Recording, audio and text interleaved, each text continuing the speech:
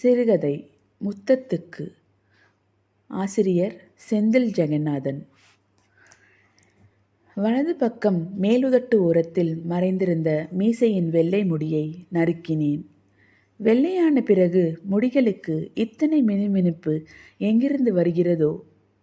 உள்ளங்கையில் வைத்து பார்த்து ஃபூ என ஊதிவிட்டேன். பெரிய சுமையொன்றை காற்றில் கரைத்து விட்டதைப் போல ஒரு வெற்றி உணர்வு. சலூன் கடைக்கு சென்று மீசையை திருத்த வேண்டும் என்றுதான் நினைத்திருந்தேன். சலூன் கடைக்காரர் உடனே டை அடித்து கொள்ளச் சொல்வார் என்பதாலேயே போகாமல் இருந்து விட்டேன். தலையில் இருக்கும் கண்ணுக்கு தெரியும் வெள்ளை முடிகளை கூடுமானவரை நறுக்கிவிட்டேன். காலையில் எழுந்தவுடனே மீசையில் வெள்ளையை பார்த்தவுடன் இன்னதென்று சொல்ல முடியாத சோகம் முகத்தில் அப்பிக்கொண்டது. தூரத்தில் இருந்து பார்த்தால் மீசையின் வெள்ளை முடிகள் ஒன்றும் தெரிய போவதில்லைதான். ஆனால் அருகில் நெருங்கி பார்த்தால் நிச்சயமாக தெரியும். இன்று அவளுக்கு முத்தம் கொடுத்துவிட வேண்டும் என்று நேற்று இரவு தீர்மானித்ததிலிருந்தே எனது தோற்றத்தை பற்றிய கவனமே மனதில் ஓடிக்கொண்டிருந்தது. இன்று அவள் வந்தவுடனே வேறெதுவும் பேசப்போவதில்லை. கரங்களை வளைத்து அவள் அசரும்படியாக முத்தமிடப் போகிறேன். அவள் கன்னங்களிலெல்லாம் கொடுக்கப் போவதில்லை. நேரடியாக அவளது உதடுகளிலேயே கொடுத்து விட வேண்டியதுதான். 4 மணிக்கு வருவதாக சொல்லியிருந்தாள். அரை மணி நேரம் கடந்துவிட்டது. கடிகாரத்தை அடிக்கடி பார்த்து கொண்டேன். சிறிய முள் வேகமாக சுற்றி கொண்டிருந்தது. அவள் ஏன் இன்னும் வரவில்லை என்ற தவிப்பு அடிவயிற்றிலிருந்து எழும்பி குரல் வலையை அடைத்தது. எப்போது வேண்டுமானாலும் நெற்றியை பொத்துக்கொள்ளும் என்பது போல உள்ளூர எழும்பிய கோபத்தை மாடியிலிருந்து கீழே சாலையை வேடிக்கை பார்த்து தனித்து கொண்டிருந்தேன். நெல்லிய கால் தடத்தின் சத்தம் கேட்டது. அவ்வளவு நேரம் இருந்த தவிப்பெல்லாம் பரபரப்பாய் உருமாறிவிட்டது. அவள் முகத்தை பார்த்த நொடியில் அவள் மேல் தோன்றிய கோபமெல்லாம் அற்ப ஆயுளில் நான் நின்று கொண்டிருந்த 2வது மாடியிலிருந்து விழுந்து நொறுங்கியது. மஞ்சள் நிறத்தில் நான் 2 மாதங்களுக்கு முன் அவள் பிறந்த நாளுக்காக வாங்கி கொடுத்திருந்த உடையைத்தான் அணிந்து வந்திருந்தாள். நானே அந்த உடையில் அவளை அருகில் பார்க்க வேண்டுமென கற்பனை செய்து வைத்திருந்தேன். வழக்கமாக பின்னல் போட்டிருக்கும் முடியை அழகாக தலை உச்சியில் கொண்டை போட்டிருந்தாள். முடியற்ற அவளது பின்கழுத்தை இன்றுதான் முதன்முறையாக பார்க்கிறேன். இதுவரை நான் காணாத ஒருத்தியாக இன்று முற்றிலும் புதிதாக தெரிந்தாள். கடுகு அளவில் பூதக்கண்ணாடி கொண்டுதான் தேட வேண்டும் என்பதைப் போல ஒரு கருப்பு பொட்டு வைத்திருந்தாள். அவளது நெற்றி முன்னை விடவும் அகலமாக தெரிந்தது. வினாடிக்கு வினாடி அங்கும் இங்கும் ஓடும் அவளது கருவிழிகளை எப்போதும் எதிர்கொள்ள தயங்குவேன் என்றாலும் ஒருவாறு தயக்கத்தை மறைத்து கொண்டு பார்த்தேன். இடது கண் ஓரத்தில் மட்டும் லேசாக கரைந்த மையை சரி செய்திருப்பால் போலிருக்கிறது. வியர்வையில் கன்னங்களிலும் கழுத்திலும் திட்டுத்திட்டாய் பவுடர் ஒட்டியிருந்தது. அது நன்கே தெரிந்தது. நூலளவே ஆன கழுத்துச் சங்கிலி மாலை நேரத்து சூரிய ஒளியில் கழுத்தை மேலும் மினுக்கி காட்டியது. சம்பிரதாய பேச்சுக்களுக்கு அடுத்ததாக நிகழும் மௌனத்தின் இடைவெளியில் இட்டு நிரப்ப என்னிடம் வார்த்தைகள் இருந்தும் அதை எங்கிருந்து ஆரம்பிப்பது என புரியவில்லை. என்ன பேச வேண்டும் என்பதெல்லாம் நினைவில் இருக்கிறது. அவை வார்த்தையாக பெறாமல் கருவிலே கரைந்த குழந்தை என உள்ளுக்குள் கரைந்து கொண்டிருந்ததை நன்றாகவே உணர்ந்தேன். பல நாட்களாக மனதில் ஊறிக்கிடக்கும் இந்த ஆசையை இன்று வெளிப்படுத்தி விடுவது என முடிவெடுத்துத்தான் அவளை வரச் சொல்லியிருந்தேன். வெளியில் சொன்னால் வெட்கக்கேடு. என் வயது நண்பர்கள் எல்லாம் திருமணமாகி அவர்களின் பிள்ளைகளை பள்ளியில் சேர்த்து விட்டனர். இந்த 39 வயதில் 40 என்பதை சொல்ல தயக்கத்தில் ஒரு 29 வயது பெண்ணிடம் நான் ஒரு முத்தத்திற்காக ஏங்குவதை சொன்னால் என்ன நினைப்பார்களோ? போன வாரம் என்னுடன் கல்லூரியில் படித்த தோழியின் மகள் வயதுக்கு வந்துவிட்டதாக என் நண்பன் சொன்னான். இந்த முத்தம் பற்றிய விஷயங்களை எல்லாம் யாரிடமும் பகிர முடியாத நிலையில் இருக்கிறேன். என் உற்ற நண்பன் பாபுவிடம் பகிரலாம். ஆனால் அவன் 20 வருஷத்துக்கு முன்னாடி நான் என் காதலிக்கு முத்தம் கொடுத்துட்டேன்னு சொன்னேன். நீ என்னடா அண்ணா இத்தனை வருஷம் கழித்து வந்து உன் அனுபவத்தை சொல்றியா என்று பலமாக சிரிப்பான்.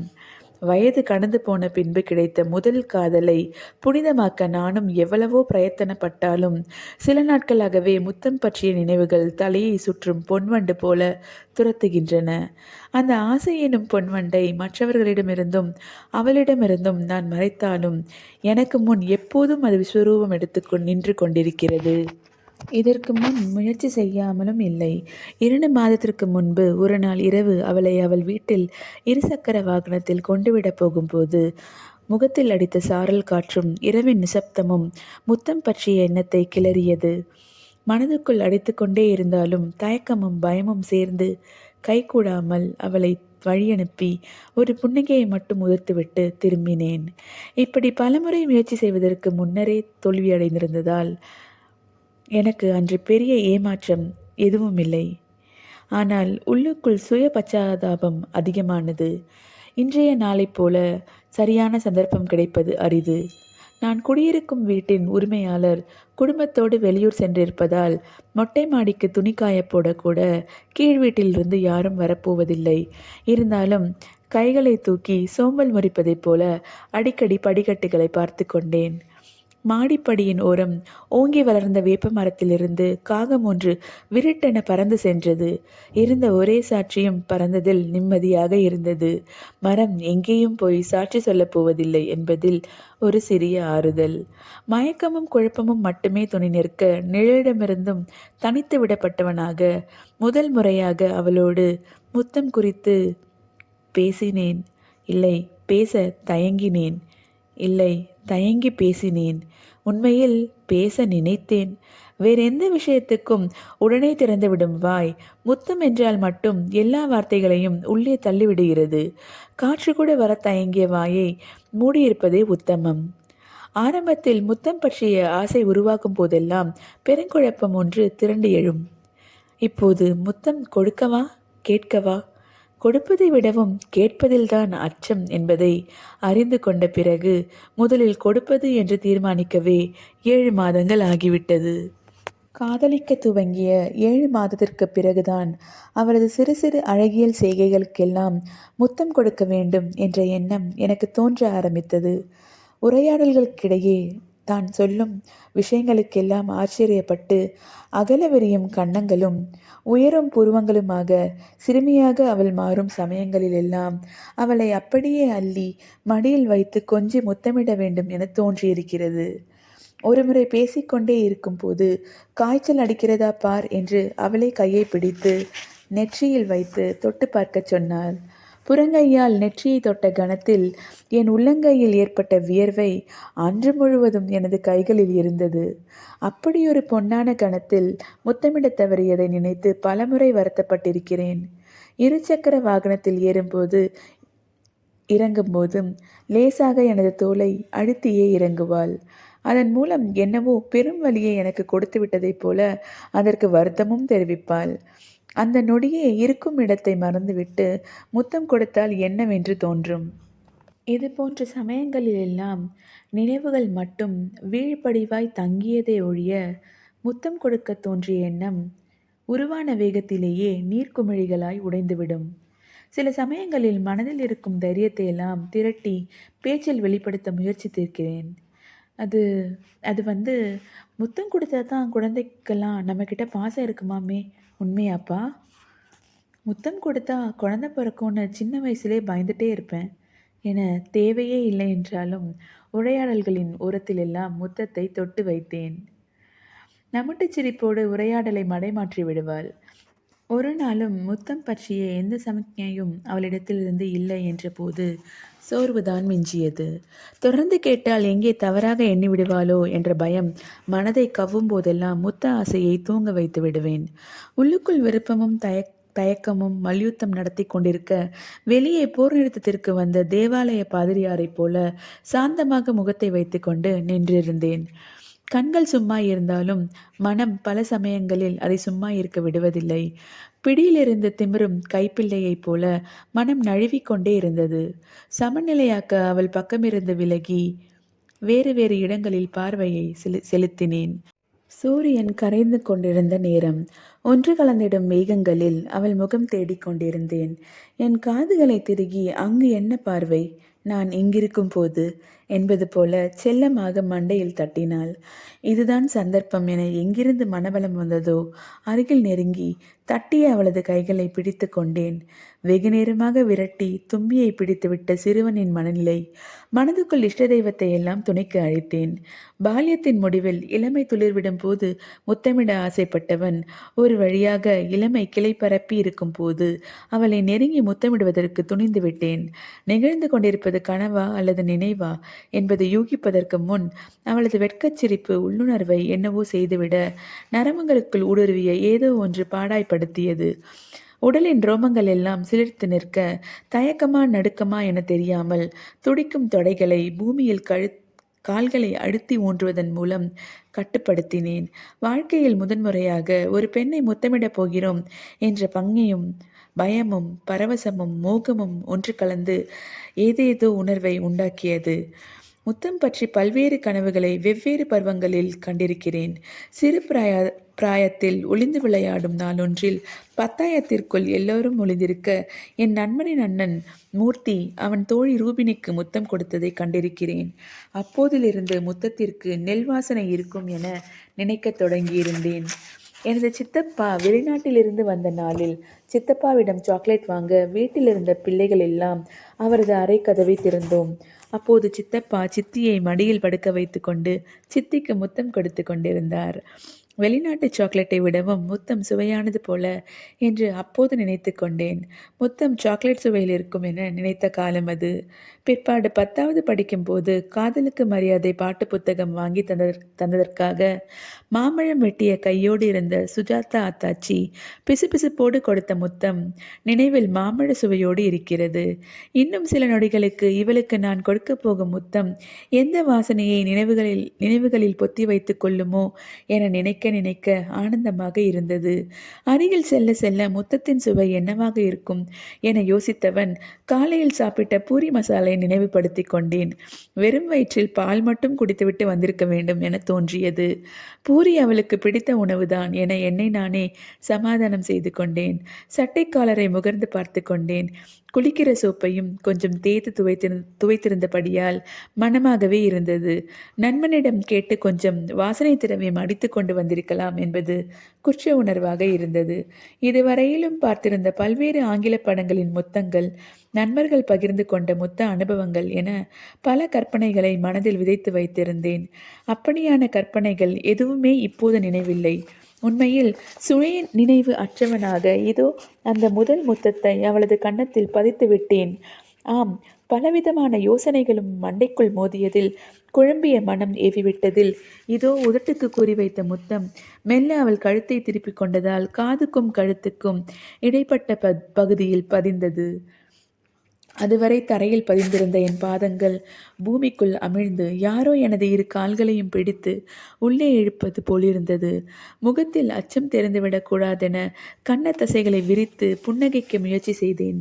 முகம் விரிக்க முடியாததாய் எந்தவித அசைவும் இல்லாமல் உறைந்து புன்னகைக்க மறுத்தது. படபடவென இதய துடிப்பு வேகம் எடுத்தது. முகமெல்லாம் வெப்பம் பரவியது. ஒரு கணம் முத்தமெல்லாம் கொடுக்காமலே இருந்திருக்கலாம் என்று கூட தோன்றியது. 20 வயது இல்லை 16 வயதிற்கும் பையன் ஒருவன் இதை கேட்டாலே இதெல்லாம் ஒரு மேட்ரானா என சொல்லி சிரிப்பான். இப்போதைய தலைமுறைக்கு எல்லாமே மிக எளிதாக இருக்கிறது.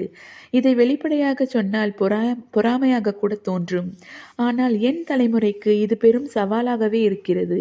இது ஏதோ சுயபச்சாதாபமோ புலம்பலோ இல்லை. இதுதான் என்னை போன்றவர்களுக்கு நிகழ்ந்திருக்கும் நிதர்சனம்.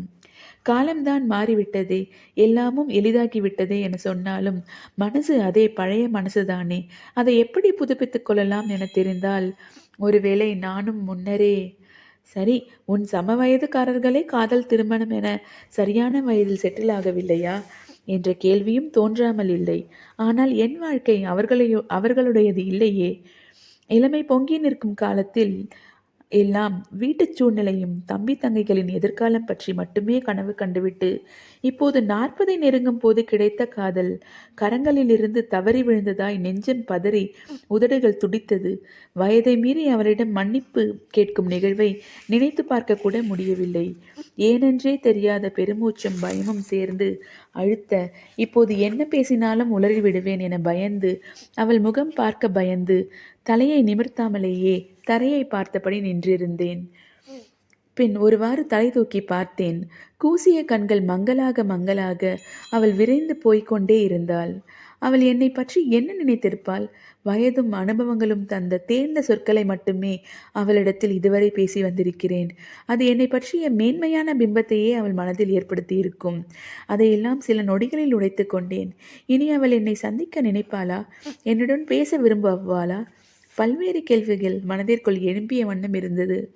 வீட்டுக்கு திரும்பி வந்ததும் குற்ற உணர்வு அப்பிய நிலையில் அதிலிருந்து சிறிதும் விலகாதவனாய் இருந்தேன். உடல் முழுவதும் ஒரு வகையான வெப்பம் சூழ்ந்திருப்பதைப் போல இருந்தது. அலைபேசியை எடுத்து அவளுக்கு அழைக்கலாமா என யோசித்தேன். முகப்பு படமாக அவள் மனதை திறந்து சிரிக்கும் வெட்கமுமாக இருந்த புகைப்படத்தை வைத்திருந்தேன். ஈறுகள் தெரிய கண்களுக்கு கீழே திரண்ட கன்னங்கள் ஜொலிக்க இவளால் எப்படி இவ்வளவு அழகாக சிரிக்க முடிகிறது? சிரிக்கும் போதெல்லாம் பெண்ணுக்கு அழகெல்லாம் இரட்டிப்பாகி விடுகிறது போலும். அவளது புகைப்படத்தையே உற்று பார்த்து கொண்டிருந்ததில் ஒரு விஷயம் தோன்றியது. என்னைப் போலவே அவளுக்கும் இதுதானே முதல் முத்த அனுபவம். அவளும் முத்தத்தின் சுவையை இப்போதுதானே உணர்ந்திருப்பாள். அவளது உள்ளத்தில் என்னை விடவும் கலவையான உணர்வுகள் அதிகமாக கூட தோன்றியிருக்கக்கூடும். என் முத்தம் படும்போது அவளது 2 பாதமும் ஐஸ் கட்டி மீது நிற்பது போல தோன்றியிருக்குமா? அவளுக்கு முத்தத்தின் வாசனை பூரி மசாலின் வாசனையை கொண்டிருக்கும். பின்னொரு காலத்தில் உப்பியிருக்கும் கன்னங்களில் சுருக்கம் விழுந்து தலைமுடியின் நிறம் வெள்ளையாகி பற்களெல்லாம் உதிர்ந்த காலத்தில் அவளது பேத்தியோ பேரனோ கொடுக்கும் முத்தத்தில் அவள் எனது முத்தத்தை நினைத்து கொண்டால் தனக்குள்ளேயே நினைத்து சிரித்து கொள்வாளா? கோபப்படுவாளா? இது நினைப்பிலேயே இருக்காதா? அவளுக்கு இது நினைவில் இல்லாமலேயே இருப்பதும் நல்லதுதான். அது சரி, அவளுக்கும் இதுதான் முதல் முத்தமாக இருக்கும் என்பது என்ன நிச்சயம்? அப்படி இல்லாவிட்டால்தான் என்ன? கையில் திடீரென ஏற்பட்ட அதிர்வில் யாரோ வெடுக்கென பிடித்து இழுப்பதைப் போல தோன்றியதில் வலது கையை உதறினேன். அலைபேசி மலையிலிருந்து தள்ளிவிடப்பட்ட காதலனைப் போல கீழே விழுவதை பார்த்தும் காப்பாற்ற முடியாத காதலியாக நின்றிருந்தேன். அவள்தான் அழைக்கக்கூடும் என சுதாரித்து விரைந்து போனை எடுத்தேன். திரையில் தோன்றியது 3 இலக்க தொலைபேசி நிறுவன அழைப்பு. எரிச்சலுற்று போனை அணைத்து மேசையில் வைத்துவிட்டு வெளியே வந்தேன். இதற்கு முன் சிறுவனாக இருந்தபோது அம்மா அப்பாவுக்கும், ஊருக்கு போகும்போதெல்லாம் தங்கையின் குழந்தைகளுக்கும், வளர்ந்த பிறகும் பாட்டிக்கும் என முத்தங்கள் கொடுத்திருந்தாலும் அந்த முத்தங்களில் இவ்வளவு பதட்டம் இல்லையே, பரிதவிப்பு இல்லையே. இவளுக்கு கொடுத்த முத்தம் ஏன் இவ்வளவு பதட்ட உணர்வுகளை தோற்றுவிக்கிறது? ஒருவேளை இந்த முத்தத்தில் கலந்திருக்கும் காமம் இப்படியெல்லாம் என்ன செய்கிறதோ? இந்த தவிப்பையும் தோற்றுவிப்பது காமம் எனில் அந்த முத்தத்தில் காதலே இல்லையா? காமம் கலக்காத காதலிக்கு முத்தமிடுவது சாத்தியம் இல்லையா? ஐயோ, இந்த மனம் ஏன் என்னென்னவோ யோசிக்கிறது. நினைப்புகளிலிருந்து வெளிவர முடியாததால் அறைக்குள் இருந்து வெளியே வந்தேன். இழுத்து பெருமூச்சு விட்டபடி வேப்பமரத்தின் அடியில் சென்று நின்றேன். வேகமாக அடித்த காற்றுக்கேற்ற கிளைகளின் நடனத்தில் உடலில் பட்ட மெல்லிய குளிர்ந்த காற்று அந்த மனநிலைக்கு இதமாக இருந்தது. மனம் சமநிலை அடைய மரத்தடி காற்று போதும் என தோன்றிற்று. முதல் முத்த அனுபவத்தை பலர் சொல்ல கதை போல கேட்டிருக்கிறேன். ஆனால் என் முதல் முத்த அனுபவத்தை யாரிடமும் சொல்ல முடியாத நிலையில் இருக்கிறேன். சந்தோஷமாக பகிர்ந்து கொள்ள நண்பர்கள் வயது கடந்து போய்விட்டார்கள். ஒரு வகையில் மனம் ஏதோ பருமனை இறக்கி வைத்ததைப் போல உணர்வு. ஆனாலும் ஏதோ ஒன்று அழுத்துகிறது. சொல்ல முடியாத சந்தோஷமும் துயரமும் கலந்த இந்த உணர்வு எனக்கு 15 வருடத்திற்கு முன்பு வரவேண்டிய மனநிலை அல்லவா? ஒருவேளை அப்போது நான் யாரையேனும் முத்தமிட்டிருந்தால் இதே போன்ற உணர்வுகள் இன்னும் உற்சாகமாக குற்ற உணர்வின் கலப்பில்லாமல் தோன்றியிருக்கக்கூடும். என் முதல் முத்தத்தைப் போலவே முதல் முத்த அனுபவத்தையும் நான் சில வருடங்கள் கழித்துதான் யாரிடமாவது பகிர முடியும் என்பதை நினைக்கும் போது கண்கள் பொங்கிக் கொண்டு வந்தது. கிளைகள் அசைந்த சத்தம் கேட்டு பறந்து சென்ற காக்கைகள் கூட்டுக்குள் வந்திருக்குமா என யோசித்துக் கொண்டிருக்கும் போது ஏதோ ஒரு வாசனையை உணர்ந்தேன். அவள் பயன்படுத்தி இருந்த பவுடரின் வாசனை. உதட்டின் ஓரத்தில் ஒட்டியிருந்த பவுடரை விரல்களால் தொட்டு பார்த்து கொண்டேன். இதுதான் என் முதல் முத்தத்தின் வாசனை எனத் தோன்றியது. அப்பிக்கொண்டால் சில மணிகள் அழியக்கூடிய பவுடர்தான். ஒரு முத்தத்தால் இனி எப்போதும் அழியாமல் நினைவில் படிந்து இருக்கப் போகிறது. இந்த அருமையான கதையை தந்த ஆசிரியர் செந்தில் ஜெகநாதனுக்கு நன்றி. கிட்டத்தட்ட கதை கேட்டவங்க, கதை படித்தவங்க எல்லாரையும் அவங்களோட பருவத்துக்கே அழைச்சிட்டு போயிட்டாரு. ரொம்ப அற்புதமான உணர்வுகளோட இருந்த கதை. எல்லாருக்கும் பிடிச்சிருக்கும்னு நினைக்கிறேன். உங்களோட எண்ணங்களை கமெண்ட் பண்ணுங்கள். தேங்க்யூ.